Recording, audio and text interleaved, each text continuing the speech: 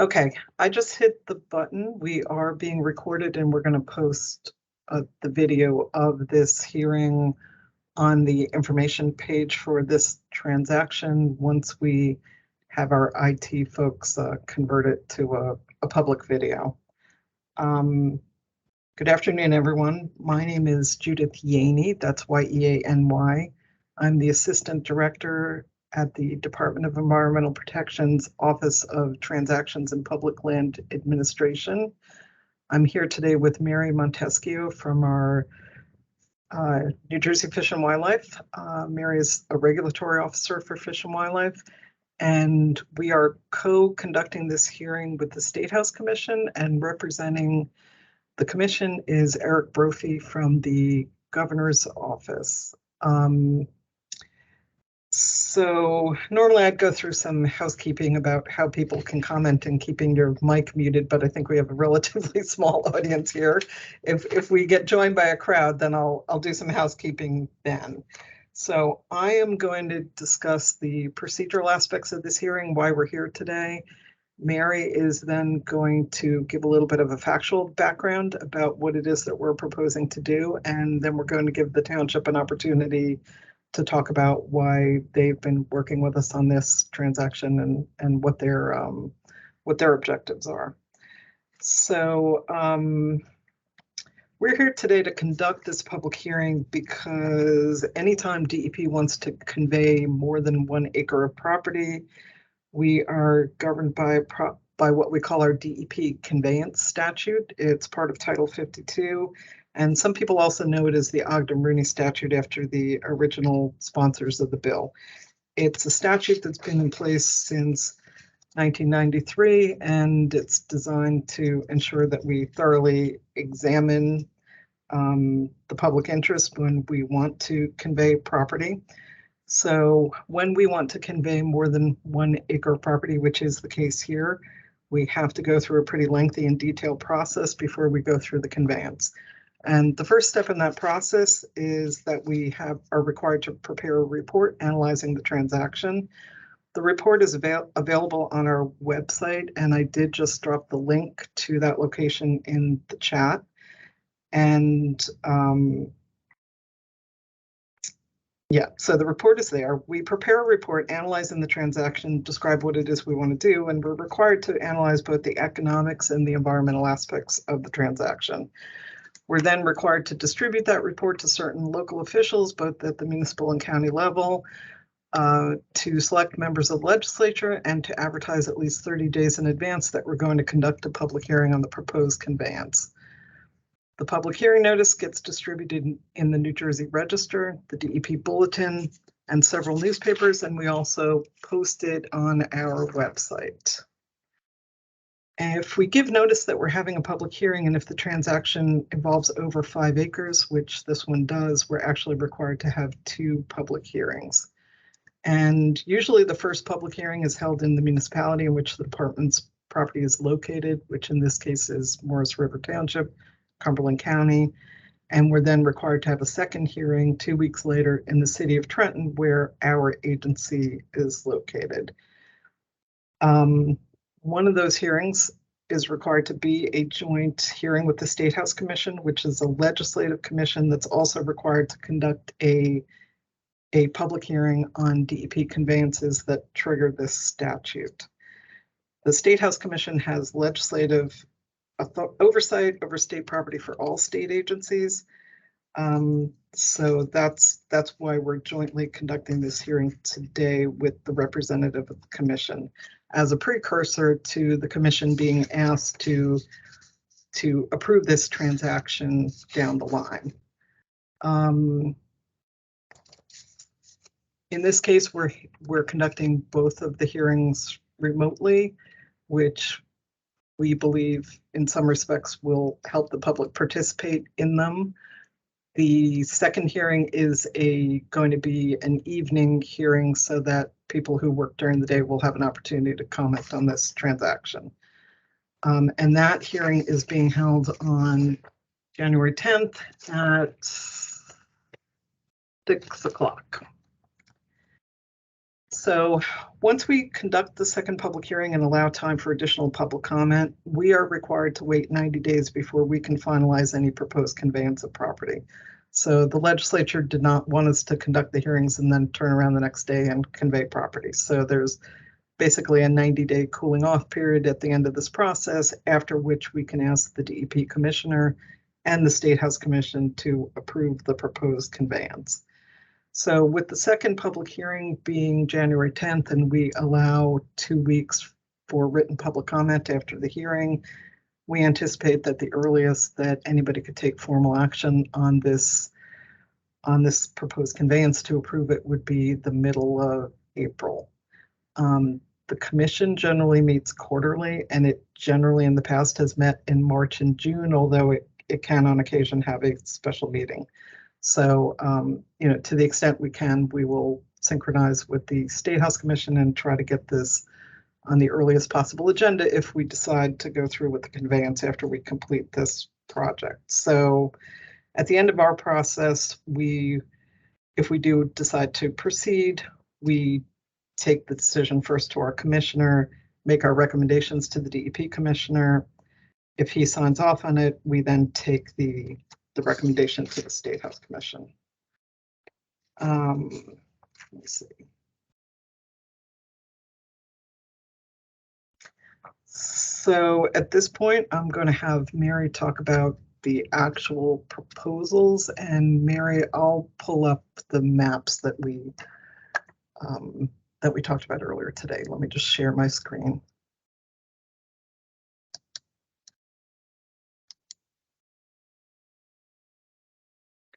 Thank you, Judith.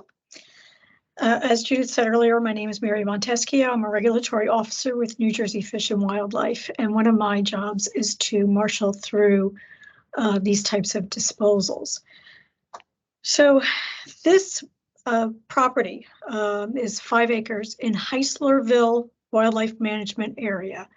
And you can see in the map that little tiny blue strip of land is what we're talking about today. Heislerville was originally purchased at 2,200 acres or so in 1956, using hunter and angler license revenue for 25%, and the other 75% was a federal grant. This 5 acres of Matt's Landing, or I should say known as Matt's Landing, it was subject at the time that we purchased it to 10 leases. Those 10 leases are now down to 4 leases or 4 marinas. This strip of land was never suitable for Fish and Wildlife's purposes. It's difficult for us to manage. It's remote for Fish and Wildlife to get out there, and there have been a lot of economic disadvantages that have occurred over the years due to storms causing damage and other reasons, and it's just been very difficult for us to manage. I mentioned that we use 75% federal funding for the purchase. That comes with its own strings. The feds have a separate disposal process. It requires a report that was attached to our report as Appendix 4, the NEPA environmental analysis. It requires 1 hearing and a 30-day comment period. Because of this, again, another party that is a part of these hearings, we, as I said, we're going to use all of the comments as considered both for the state process and for the federal process. And at the end of that process, we are required to report back to the federal government on what has happened and what comments we received. And again, there's a whole nother minor process that we have to go through. I think that's about all I have. However, we invited Morris River Township to provide some comments about the land and their thoughts on the future of this strip of land. And so I am happy to introduce the mayor of Morris River Township, Ken Wilden. Thank you, Mary. Good afternoon, everyone. I'll be real brief. The DEP report indicates pretty much everything that we want in this.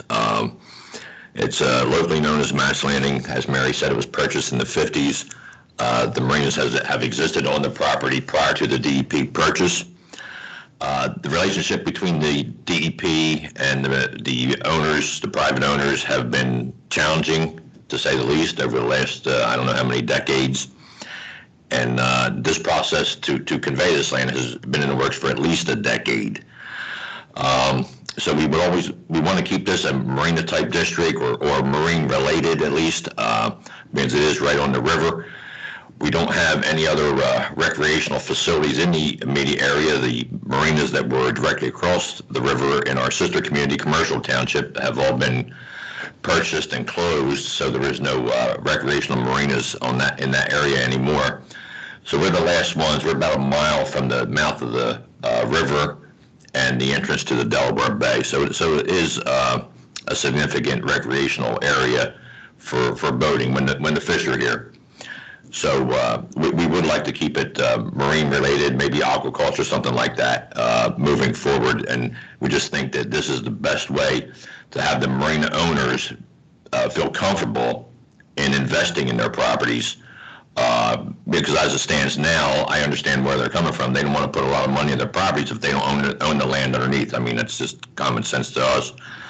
So I think this transaction, if this goes through, this conveyance, would be a benefit to both the township and to the state of New Jersey. Thank you. I'm going to give the State House Commission representative a chance to speak in a second. I just want to put a couple of factual things on the record. So the properties we're talking about in Morris River Township, Cumberland County, are located in Block 316, lots 4401, 4402, 4403, 4404, and Block 294, Lot 1. We propose to convey 5.58 acres in fee and to grant the township an access easement over an additional 1.07 acres on what's right now known as Matt's Landing Road, but is technically owned in fee by Fish and Wildlife. So the access easement is necessary for the marina property not to be landlocked if it goes out of Fish and Wildlife hands. The proposed purchase price is $185,000. And Mary, if you could clarify one thing for me on this map that I have up on the screen. Matt's Landing is roughly where this little boat graphic is on this side where the key says Heislerville Boat Launch. The boat launch will remain in Fish and Wildlife hands, right, or not? I just don't remember that. Yes, there is a separate boat launch just north of those 5 acres that we want to convey. Okay, so I didn't want to create the implication that there would no longer be a public boat launch in that area if we go through with this conveyance. So we have here, the general location map, and you can see up in the corner what a thin little strip this is. That is the entire Heislerville Wildlife Management Area, which is about 7,600 acres. We're proposing to take less than 6 out of it. The area in blue on this map outlines the proposed area of conveyance, and the little thin red strip is the access easement that would run the length of the conveyance. This is just a little bit of an aerial showing it with the surrounding area. A lot of this area back here is part of the wildlife management area, and this is the most recent area we could find from March of 2022 that shows quite a collection of dilapidated structures on the site. So I'll turn this over to Mr. Brophy from the State House Commission. I don't know if there's anything you'd like to comment on. Yeah, thanks, Judith. Eric Brophy, Senior Advisor to the Governor and designee for the State House Commission. I just one question for the municipality. Do you have any specific plans for the property at the moment? So for the properties that are currently owned, we would like to turn them over to the current property owners for a nominal fee. Okay, so the municipality doesn't plan to use them at all. It's just going to be a straight turnover. That is correct. Great, thank you. I don't have anything else, Judith. Thank you. I should mention for the record something that I think the township is already aware of and that we're going to discuss with them in more detail next week. But part of the statutory restrictions that go along with this conveyance statute are that if the zoning of the area were to change in the next 25 years, we have to at least have a conversation with the town about whether that increases the value of the property and whether any additional compensation is due to the state. So there was a concern with the transaction that triggered the statute being passed in the first place, that we conveyed property to a town that everybody knew was going to flip it to a higher use pretty much the minute it was over, which is what happened. And, you know, there was a legislative intention to prevent that from happening. It doesn't require payment to the state, but it says we at least have to evaluate. And it also offers the option that if a property were rezoned in a way that significantly increases the value within that 25-year period, that the other party could offer land or other forms of compensation. So it's actually not something that's ever been triggered in the time that we've been doing these transactions, but it is a statutory requirement that goes into the deed. And, you know, we will discuss that with the township. But our take, I think, when we proposed this was that the current zoning would allow what the township wants to see happen out there, and that there wasn't necessarily an intention to rezone. Just merely subdividing the property, I don't think would be a problem for us. So I do not think we've been joined by any members of the public. I don't know if any other public representatives want to speak. If not, I think I would just suggest that we stay on the line until at least 2:30 before closing the record of the hearing. Did the township attorney want to say anything? You're muted, sir.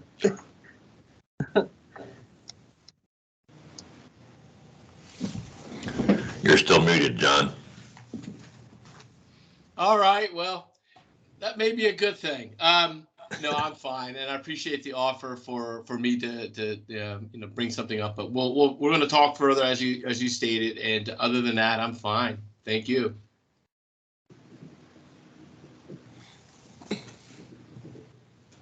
Sorry, I was muted then. What I said was, okay, my suggestion is that we stay on the line until 2:30. We did advertise that the meeting would go from 2 to 4 or until the close of public comment. And since it's remote, people are not as likely to get caught in traffic, but sometimes people are running late. So I think we'll give it a few more minutes before we shut down the hearing. Excuse me. They might not know that they're out there. Right. Is Judith, the hearing on January 10th being held as part of a council meeting, or is it a separate proceeding? this is a separate proceeding. Okay, thank you. We do have a few members of the public in person here that probably will want to speak. Oh, okay. I mean, they're welcome to do that now. I think we've given the presentation that we're going to give, so. Okay, so we're going to open the floor to public comment then. If the commenters could just identify themselves and spell their name, if they have an affiliation with a group that they'd like to let us know about, they can do that also.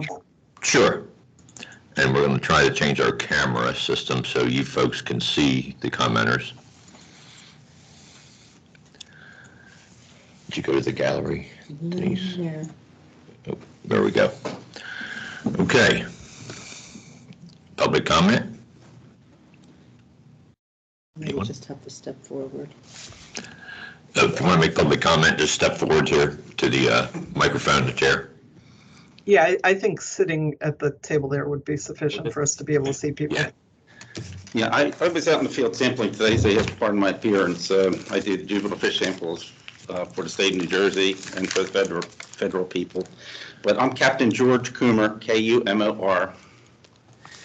And I came today to offer my comments in regards to Matt's Landing, commonly known as Matt's Landing. I totally support the effort for it to progress into private ownership. As the mayor had said, we lost all of our waterfront on the commercial side of the river due to the industrialization of it with graveling. this is the last place we have left. People are, the marinas are in dilapidated condition because they cannot invest properly. I worked as an advisor with Fish and Game and land use in the DEP with the acquisition of lands for PSE&G, Thompson's Beach, and I convinced the state, the township, and private owners to let Thompson's Beach go back to nature. That was a good decision because of the location. This is a location that has to be preserved because there's none left and it's not hard to preserve with private investment. I do believe if we convey them properties, they should remain marinas. I don't think they should be private residences. We have enough of private residences on the river for people that choose to retire to something like that. So with that in mind, I think it would be very useful. And I heard mention of a public boat ramp. I don't know where that is at Matt's Landing. If you're referring to there's ramps there that are being used by the public that are now the present marinas, that's fine. Because if we have them as a marina, they could be open, they will be open to the public. That would be our land use or whatever, we can make that a condition of use or whatever. So with those thoughts in mind, I mainly want to support that. And we do have people in line that want to invest in that area, and some of them are present tonight. And so I don't know if they wish to speak or not, but that's... They'll have the opportunity. Yeah. Yep. So mainly it's my guidance. I'm a village elder is the reason I'm here. And this is a village decision. This decision is based on everybody in town, and this is a big part of our life, Matt's Landing. Without it, I don't exist, people don't exist, that's our world. It sounds silly maybe to somebody sitting, you know, in a city somewhere, but this is a cultural thing. It existed forever. From the old man that goes down there, gets a couple of grass shrimp, catches perch, to the people that tie crab boats there to make a, you know, living. It's what we are, and we need that. So I commend the township too for sticking it out for all these years. And it was a tough process because this is a small town and time took its toll, and we have changes of administration in our township. And I give them credit for picking up the pieces and moving forward with it. And hopefully we could put this to bed and I could see it in my lifetime. So I'm the old man. Okay, thank you, everybody. I appreciate it. Thank you, George. Thank you. Those are very helpful comments. Before we get to the next commenter, Lisa Barno from Fish and Wildlife, maybe you can clarify if this conveyance goes through, where is the nearest public boat ramp? Judith, I don't have that information handy Oh, at this sorry. moment. That's okay. Sorry. I was just listening in to see what the public comment was. Okay. We'll clarify that for the record. And we'll discuss that when we conduct the second public hearing. Would the other gentleman in the audience like to comment? Anyone else for public comment? Yeah. Well, ma'am. Sure. Don't be shy. You know, I knew when I said that I was going to get myself in trouble because I couldn't see everybody in the audience. Right. Hi, I'm Dr. Lubonja, Lubonja, and it's my first time here, so I'm very, very kind of happy. And I wanted to give you just another point of view from another outsider in a way. You know, I came years ago here, and I was amazed with everything around the area that is so beautiful and a little bit kind of left aside. I felt like almost it was abandoned, and I kind of, the first time I came in, I went around and I began cleaning up pretty much a little bit of trash from people that came from Philly to fish. And that's how I got to know people in the city, and they were, I caught their eyes pretty much kind of cleaning up on my own, because I thought it's a beautiful nature, it's such a beautiful nature and needs to be preserved. And I own a beautiful sailing boat, and I believe in environmental cleaning, maintaining. originally I'm from Europe and I'm American, and that I'm saying that because I think it's a beautiful area you have here. To preserve it is very, very important. And I thought the first thing that came up in my mind, I said, I really love the sailing boat, so it would fit with this environment so well. I even thought about having the natural soap, the everything natural, so those crabs and everything that is in the water and the fish would be like really maintaining their life and sharing life in this part of this area of New Jersey. And I really love the people. And somehow during the COVID, I saw it that having the marina there, it kind of like, I met all the people that was fishing crabs. And I met so many people, and that socializing, even though it's a little bit ironic during the COVID, but people were outside, and that marina kind of, in a way, it just saved even the way of thinking that we are in COVID, and now we're like adoring the nature and appreciating the nature. Unfortunately, last year I had to leave with my boat. I couldn't dock there anymore because of the circumstances. Things are a little bit, falling apart, so certain things need to be adjusted. And if this opportunity was given, I would really greatly appreciate, and I would be one of the investors if the possibility would given to me. And I do appreciate and agree with my previous speaker that just building a very nice marina and would be, I think, beneficial to even the environment, to us, of course, but to hopefully to the city too, to invite in really good people with vision. And so I'm looking forward to it. Thank you. Okay, thank you very much. Thank you. Would anyone else like to comment? Anyone else? I don't see anybody raising their hand, Judith.